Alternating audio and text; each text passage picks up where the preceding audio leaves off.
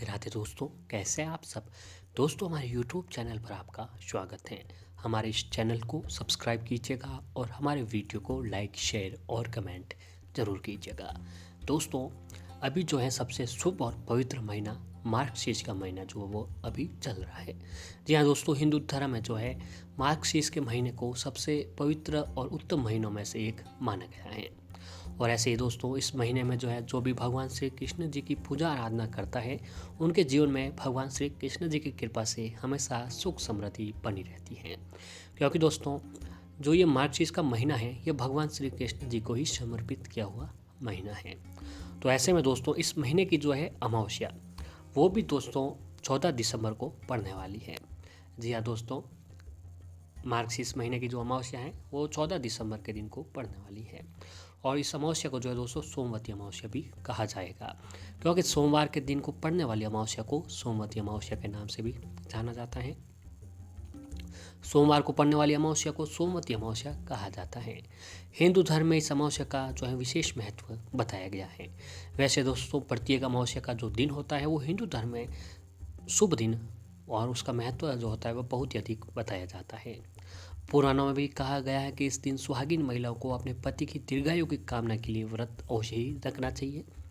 मान्यता है कि इस दिन मौन व्रत रहने से सहस्त्र गौ दान का फल प्राप्त होता है। और सोमवार का दिन जो है दोस्तों वो भगवान शिव को समर्पित दिन है। इसलिए इस दिन जो है, अगर आप चाहते हैं कि आपके ऊपर भगवान भोले शंकर की भी कृपा बने, तो दोस्तों इस दिन आपको भगवान शिव की भी जो है पूजा आराधना अवश्य ही करनी चाहिए।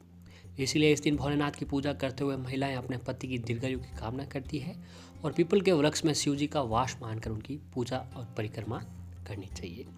यह भी माना जाता है कि पूर्वजों की आत्मा की तृप्ति के लिए जो अमावस्या का दिन होता है वह सभी दिन श्राद्ध की रस्मों के करने के लिए उपयुक्त होता है।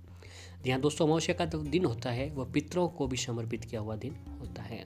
तो ऐसे में अगर आप पितरों को तर्पण करते हैं तो भी पितर आपके ऊपर तृप्त होकर आपके ऊपर स्पष्ट होते हैं और उनका आशीर्वाद आपके ऊपर बना रहता है। काल सर्प दोष निवारण की पूजा के लिए अमावस्या का दिन भी उपयुक्त दिन माना जाता है। अगर किसी व्यक्ति के कुंडली में काल सर्प दोष या फिर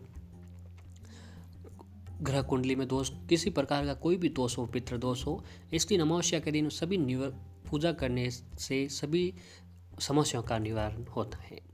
और इस दिन दोस्तों, वैसे तो गंगा नदी में स्नान करने का विशेष महत्व माना जाता है, लेकिन यदि संभव नहीं है तो आप सोमवती अमावस्या के दिन जो है नहाते समय नहाने के पानी में थोड़ा सा गंगा जल मिलाकर आपको अवश्य ही स्नान कर देना चाहिए।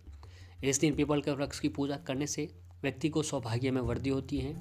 पीपल की पूजा के बाद गरीबों को कुछ दान जो है आपको अवश्य ही देना चाहिए। यदि कोई नदी सरोवर निकट हो तो वहाँ अवश्य जाएं और भगवान शंकर, पार्वती और तुलसी जी की भक्ति भाव से आपको पूजा अवश्य ही करनी चाहिए। सोमवती अमावस्या के दिन 108 बार तुलसी जी की परिक्रमा करें, ओंकार का जाप करना चाहिए और सूर्य नारायण को अर्घ्य देना अत्यंत ही फलदायी माना जाता है। मान्यता है कि सिर्फ तुलसी जी की 108 बार प्रदक्षिणा करने से भी घर की सारी दरिद्रता, गरीबी जो है वह दूर होती है। दोस्तों, प्रत्येक मास में एक अमावस्या जरूर आती है, परंतु ऐसा बहुत ही कम योग बनता है कि जो अमावस्या होती है वह सोमवार के दिन पड़ती है।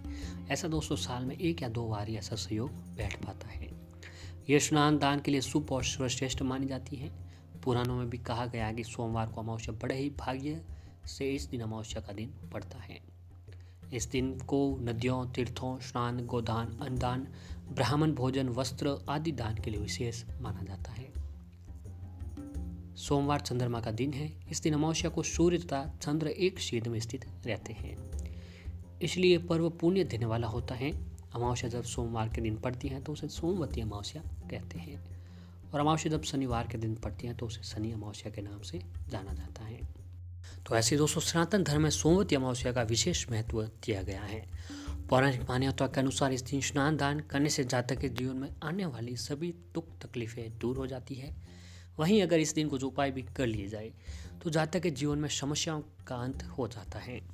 तो ऐसे में दोस्तों, अगर आप सोमवती अमावस्या के दिन जो है गाय को सिर्फ रोटी के साथ ये एक चीज़ मिलाकर गाय को खिला देते हैं तो दोस्तों आप जीवन की जुड़ी सारी परेशानियां खत्म हो जाती हैं।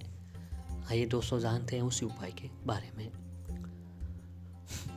दोस्तों, हिंदू धर्म में गाय को माता का दर्जा मिला हुआ है। और साथ ही इन्हें पूजनीय भी जाना जाता है। धार्मिक मान्यता के अनुसार गाय में 33 कोटि के देवी देवता निवास करते हैं। तो वहीं दूसरी ओर ऐसा भी कहा गया है कि गौ माता की सेवा करने से व्यक्ति के जो है सारे पाप नष्ट हो जाते हैं।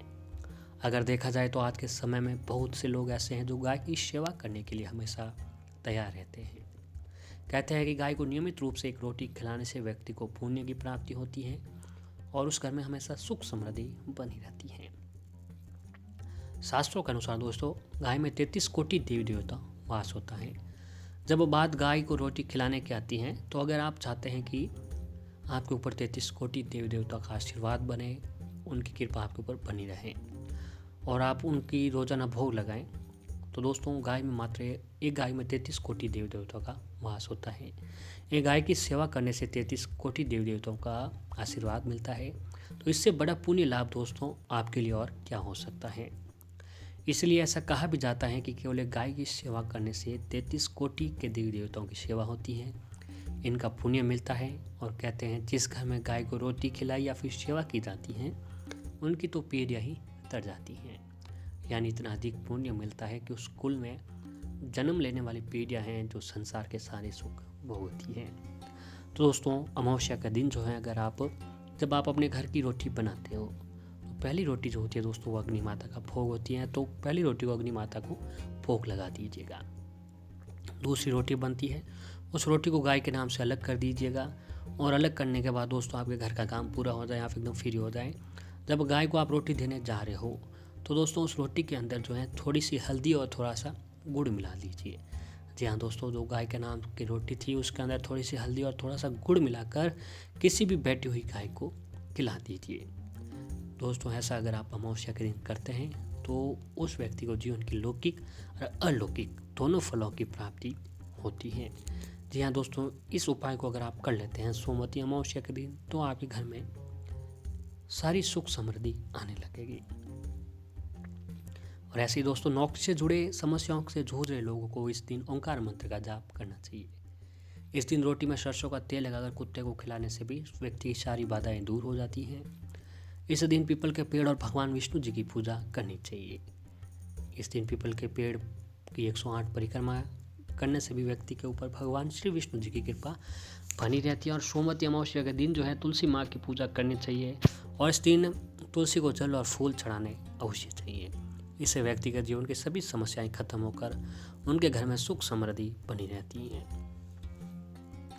और दोस्तों इस दिन पीपल के पेड़ पर 108 बार कच्चा सूत लपेटना चाहिए। साथ ही 108 फल अर्पित करके उन्हें अलग रख ले। पूजा पूरी होने के बाद इन फलों को बच्चों और ब्राह्मणों को बांटने से भी घर में सुख समृद्धि के आभार बनते हैं। और दोस्तों अमावस्या तिथि को जो है गाय को हरा चारा जो हरा घास होती है वो भी आपको खिलाना अवश्य चाहिए।